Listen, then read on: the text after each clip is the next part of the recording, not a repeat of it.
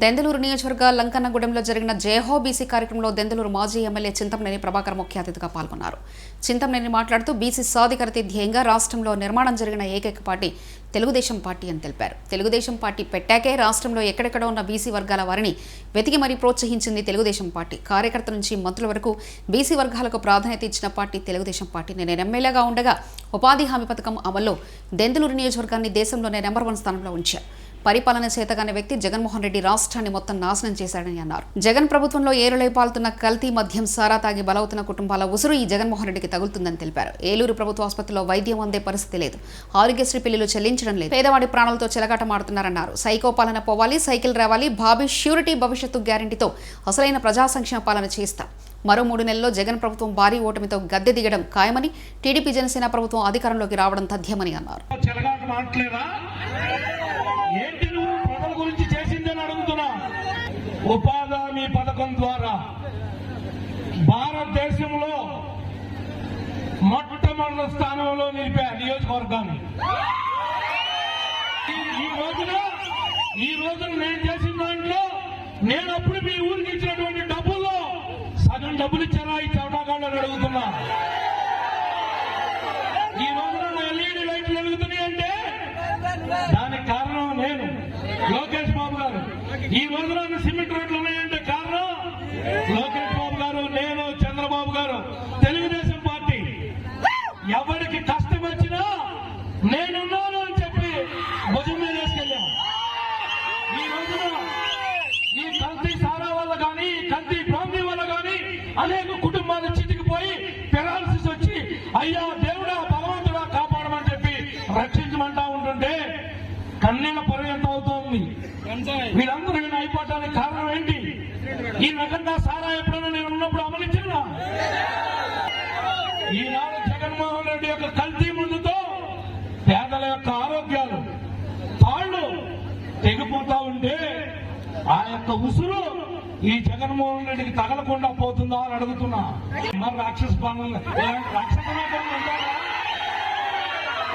ఇలాంటి రాక్షసుల కొడుకులకు అధికారం వస్తే బీసీలు కానీ, ఎస్సీలు కానీ, మిగిలిన వాళ్ళు కానీ బతుకుతారా అని అడుగుతున్నా. నువ్వు 1,00,000 కోట్లు దోపిడీ చేసినటువంటి దేశంలో ఈ రోజు కాకపోతే రేపైనా ఈ ముఖ్యమంత్రి పదవి పోయాక జైల్లో వచ్చేది నువ్వు, కానీ జనంలో వచ్చేది నేను, జనంలో వచ్చేది నేను, జైల్లో వచ్చేది నువ్వు. నీకు మాకు పోదు రాని అడుగుతున్నా. చంద్రబాబు గారితో, వైఎస్ రాజశేఖర రెడ్డితో, రోసయ్యతో, కిరణ్ కుమార్ రెడ్డితో, వీళ్ళందరితో కూడా శాసనసభ్యుడిగా వాళ్ళతో కూర్చొని పనిచేసేటువంటి ఒక గొప్ప అవకాశాన్ని ఇచ్చినటువంటి నా నియోజకవర్గ ప్రజానీకానికి జన్మలకి కూడా మర్చిపోలేను. వ్యవసాయం చేసే కుటుంబానికి వీడి పొలంతో సంబంధం లేకుండా, మతంతో సంబంధం లేకుండా 20,000 రూపాయలు ఇచ్చి ఆ కుటుంబాన్ని ఆదుకుంటాం. ప్రతి ఆడకూతురికి 18 ఏళ్ల నుండి 59 ఏళ్ల వయసు వచ్చే వరకు నీ తండ్రి నీ ఫోన్ బిల్లు కట్టలేడేమో, కానీ నీ యొక్క చిన్నాయనటువంటి చంద్రబాబు గారు నెలకి 15,000 ఇచ్చి నీకు 59 ఏళ్ల వయసు వచ్చేదాకా ఆదుకునే బాధ్యత చంద్రబాబు గారిదమ్మా. నీ పిల్లలు చదువుకుని ప్రయోజకులై ఉద్యోగం లేక, రాజధాని లేక ఉంటా ఉంటే 3,000 రూపాయలు మన యువగళం ద్వారా మన యువ నాయకుడు లోకేష్ బాబు గారు మీ 3,000 రూపాయలు ఇచ్చి మీరు ఉద్యోగాలు ఎదుర్కోవడానికి మీ కుటుంబానికి అండగా ఉంటామమ్మా. అది ఎన్నాళ్ళకి మీకు ఉద్యోగం వస్తే అప్పుడు దాకా నేను ఉద్యోగ వృద్ధి ఇవ్వడం జరుగుతుందని చెప్పి కూడా ఈ సందర్భంగా తెలియజేస్తా ఉన్నాం. 200 నుంచి 2,000 పెన్షన్ ఇచ్చింది చంద్రబాబు గారు. ఈ ముండ 3,000 ఇస్తానని చెప్పి 5 ఏళ్లకు పిలిచాడు. 5 ఏళ్లకు పిలిచాడు. చంద్రన్న బీమా ఏంటో తెలియదు.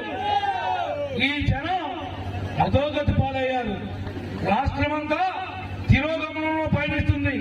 కారుకోతల ముఖ్యమంత్రి అని ఎవడన్నా ఉంటే చరిత్రలో జగన్ మిగిలిపోతారని చెప్పి కూడా ఈ అది ఎన్నాళ్ళకి మీకు ఉద్యోగం వస్తే అప్పుడు దాకా నిరుద్యోగ వృత్తి ఇవ్వడం జరుగుతుందని చెప్పి కూడా ఈ సందర్భంగా తెలియజేస్తా ఉన్నాం. 200 నుంచి 2000 పెన్షన్ ఇచ్చింది చంద్రబాబు గారు. ఈ ముండ 3000 ఇస్తానని చెప్పి 5 ఏళ్లకు పిలిచాడు. 5 ఏళ్లకు పిలిచాడు. చంద్రన్న ప్రేమ ఏంటో తెలియదు. ఈ జనం అధోగతి పాలయ్యారు. రాష్ట్రమంతా తిరోగమనంలో పయనిస్తుంది. కారు కోతల ముఖ్యమంత్రి అని ఎవడన్నా ఉంటే చరిత్రలో జగన్ మిగిలిపోతారని చెప్పి కూడా ఈ సందర్భంగా తెలియజేస్తా ఉన్నా.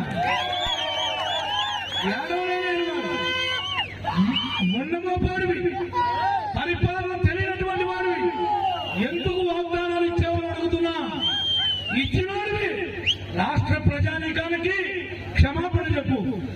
తెలియక మాట్లాడా, బుద్ధి తప్పైపోయింది, నన్ను క్షమించమని ప్రజలను కోరుకోవాలని బాధ్యత జగన్మోహన్ రెడ్డి మీద ఉంది. ఈనాడు చదువుకున్న ఇంజనీర్లు కానీ సర్టిఫికెట్లు రాక, ఉద్యోగాలకు వెళ్ళలేక, కాలేజీల చుట్టూ తిరగలేక, ఫీజు రియంబర్స్మెంట్ అని చెప్పి వాళ్ళని ద్రోహం చేసిన మాట నిజం కాదా? నీకు సిగ్గు శరం ఉందా?